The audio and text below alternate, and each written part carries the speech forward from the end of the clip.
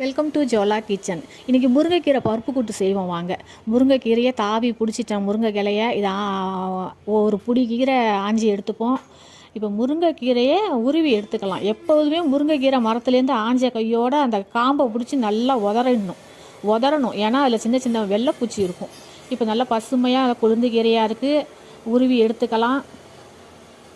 உருவியாச்சு, நல்லா சூப்பராக உருவியாச்சு. அடுத்தது பருப்பு வேக போட்டுப்போம். என் கைப்பிடியால் 2 பிடி எடுத்து நான் கழுவிட்டு அடுப்பில் வச்சுருக்கேன்.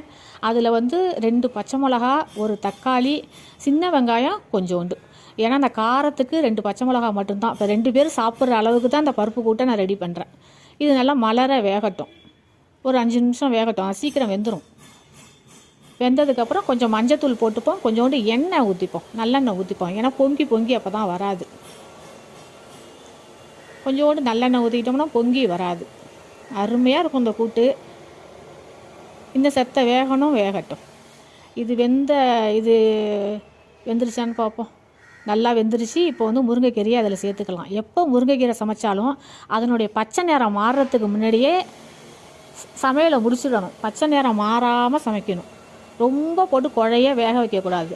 நம்ம பச்சை நிறம் மாறாமல் சமைச்சாதான் அந்த சத்துக்கள் எல்லாம் நமக்கு உடம்புல சேரும்.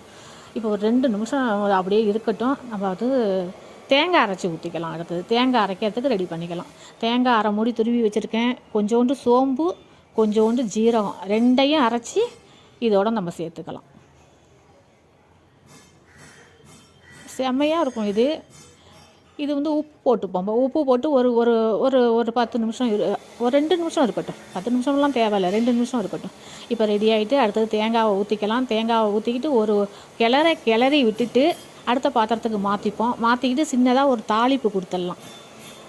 இதில் நல்லெண்ணெய் ஊற்றியிருக்கேன். நல்லெண்ணெயில் கடுகு, ஜீரகம், ஒரு காஞ்ச மிளகாய் போட்டு இதுக்கு நான் கீரைக்கு நான் கருவேப்பிலை சேர்க்க மாட்டேன். இதை போட்டு தாளித்து இதில் சேர்த்துட்டோம்னா அவ்வளோ அருமையாக இருக்கும். இந்த பருப்பு கூட்டை குழஞ்ச சாதத்தில் போட்டு சாப்பிடும்போது அவ்வளோ டேஸ்ட்டாக இருக்கும். இது எனக்கு ரொம்ப பிடிக்கும். ஒரு ஊறுகாய் இருந்தால் போதும், தொட்டிக்கிட்டு நான் சாப்பிட்டுடுவேன். அவ்வளோ அருமையாக இருக்கும். இந்த வீடியோ உங்களுக்கு பிடிச்சிருக்குன்னு நினைக்கிறேன்.